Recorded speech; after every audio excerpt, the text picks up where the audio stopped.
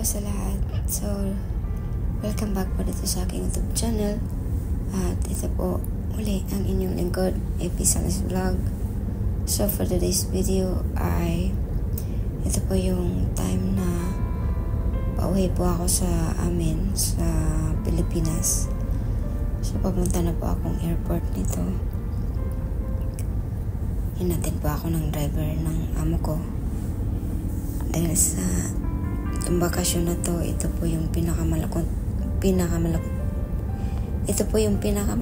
ko pong bakasyon sa buong buhay ko po bilang isang OFW. Dahil sa itong bakasyon ko na to emergency po siya. Magbabakasyon po ako ngayon dahil sa nawala po yung tatay ko. Pumanaw na po siya, kaya uuwi po ako ngayon. Ito pong pag-uwi ko na to hindi po talaga siya plano, dahil ang plano ko pong uuwi ay sa June pa. So ngayon is February. Tamang-tama po na mag-i-end contract na po ako, kaya yun, uuwi ng biglaan. So, hindi sana ako payagan ng amo ko, kaso lang wala ito nga, siguro naawa din sa akin, kaya pinayagan na lang ako. Hindi sila masaya kasi nga ang usapan namin sa June pa ako uwi, kaso napapaaga nga po ang uwi ko. Ano bang magagawa natin? Wala naman tayong magawa, diba? Kasi nga hindi naman natin hawak ang buhay natin. Kaya ayun, ito, uuwi ako sa amin na mabigat ang loob, mabigat sa dibdib, masakit. Pero kailangan kong magpakatatag dahil sa ayokong masyadong umiyak. Matagal ko na tong na-video guys, pero ngayon ko lang siya i-upload dahil sa wala pa akong kumbaga wala pa talaga akong lakas ng loob para balikan yung mga itong mga moment na to, kasi masakit pa nga din sa puso ko na alam niyo yung balikan nga yung mga pangyayari, yung bigat sa dibdib. Ngayon guys, bino-voice over ko lang tong video na to dahil sa nakatinggan na lang to dito sa cellphone ko. Kaya gusto ko tong i-upload dito sa aking YouTube channel para maging memories na rin sa aking journey bilang isang OFW. Kasi ito nga, purpose ko naman talaga dito sa YouTube channel ko more on memories, kaya ako nag-upload ng aking mga videos dito sa aking channel. Kaya sa inyo guys na wala pong sawang nanonood ng aking mga videos, though medyo matagal ako bago nakapag-upload, or matagal ako bago mag-upload ng aking mga videos. Salamat po sa inyo na andyan pa rin kayo na nanonood ng mga videos ko. So more on voice over lang po talaga itong aking video ngayon, kasi alam nyo naman na ito pag-uwi ko, kumbaga wala pa talaga akong lakas ng loob na magsasalita, kasi napakabigat po talaga ng aking nararamdaman nitong pag-uwi ko na to. So ako lang yung ako lang yung pumunta ng airport. Inatid lang ako ng maneho namin. Akala ko amo ko ang maghahatid, pero yung maneho lang palang maghahatid sa akin. So it's okay, at least makakauwi na nga ako. Ito lang naman ang hiling ko, na makakauwi ako para makita ko naman yung tatay ko sa huling pagkakataon. Ayan. So nasa airport na ako guys. Kasi medyo malapit-lapit lang naman yung airport sa bahay ng amo ko. Kaya andito na ako sa airport. Ayan.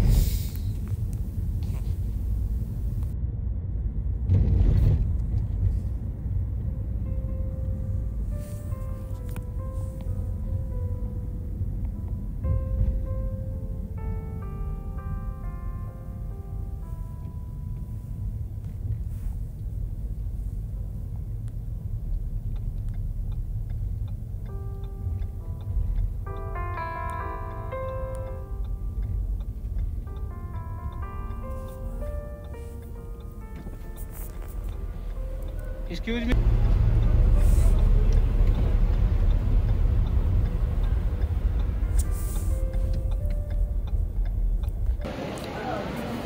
So, dito na nga ako sa loob ng airport, guys. Nag-check na ako agad kasi para doon na ako sa loob mag-antay. Ayan. Tinitingnan ko lang kung anong data ko. Ayan. Meron ako na mga Pinoy doon.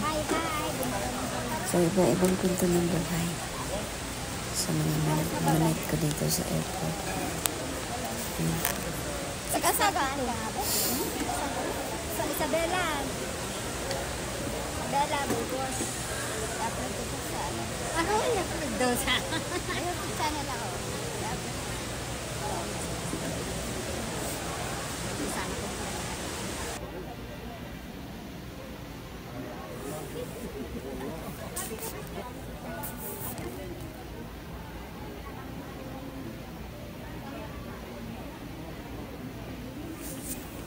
Wala, puno na din doon.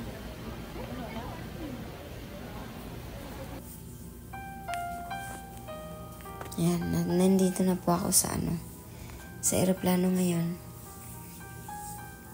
Yung kinuha ng amo ko na upuan dito is pwede akong makahiga kasi wala namang masyadong pasahero.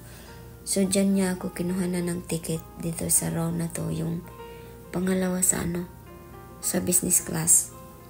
Hindi talaga siya economy talaga. Pwede akong matulog dito kasi wala akong katabi. Ayan.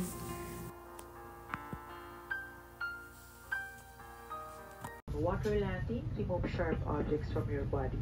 Slip belt over your head, take tape around your waist, push and to buckle. Pull waist tape to tighten. When outside the aircraft, pull down sharply the inflation cords at the lower end. If life vest fails to inflate, blow into mount tubes. Push pin inwards to release air. Do not inflate your life vest inside the aircraft. The lamp will automatically activate when the battery is immersed in water.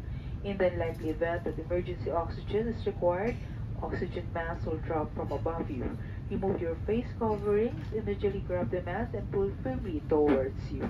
Put off your nose and mouth, pull elastic band for snug fit and breathe normally. Keep mask on until you are advised to remove it. If a child or other passengers near you need assistance, put your mask on first before assisting them. The emergency exits are clearly marked throughout the cabin. Locate the exit nearest you. The exits may be... Yan. Ito guys, magte-take off na nga yung aeroplano. Nag-move na yung aeroplano. Pa-take off na siya. Ang bigat talaga sa loob. Pero meron ding part na masaya kasi makabagbakasyon ako at makita ko man lang din talaga yung tatay ko na sa huling pagkakataon at syempre yung pamilya ko. Pero more on lungkot talaga yung guys, more lungkot talaga yung nararamdaman ko kasi nga yun nga, merong nangyari na hindi maganda kaya pero yan, tinitiis ko na lang, kumbaga kinokontrol ko na lang yung sarili ko na hindi umiyak kasi ayoko talagang umiyak kasi alam niyo kapag umiyak ako nagkakasakit ako. Basta, ewan ko, hindi ko alam kung bakit ako nagkakasakit kapag umiiyak ako. Kaya, kinokontrol ko yung sarili ko kasi mahirap na. At saka siguro naman binabaling ko na lang yung mga magagandang rason kung bakit nawala na yung tatay ko, ganun. Kumbaga umuwi na siya doon sa kung saan tayo pupunta in the future. Lahat naman tayo babalik talaga doon, diba? Kaya doon ako umuhugot na lahat tayo kukunin ni Lord at wala talagang pipirmi dito sa mundo. Kaya ayan. So yun, lilipad na yung aeroplano. Kaya sa mga sumusubaybay po sa inyo guys, thank you so much po. So inuulit ko palagi na salamat sa inyo kasi wala namang gagawa kung wala manonood ng mga videos ko, pero at the same time for memories na lang yung mga ina-upload ko. Kaya bonus na lang talaga itong mga may nanonood sa mga videos ko. So yun lang po. Salamat sa panonood at pakikinig ng aking voice over. Thank you guys sa uulitin. Bye bye.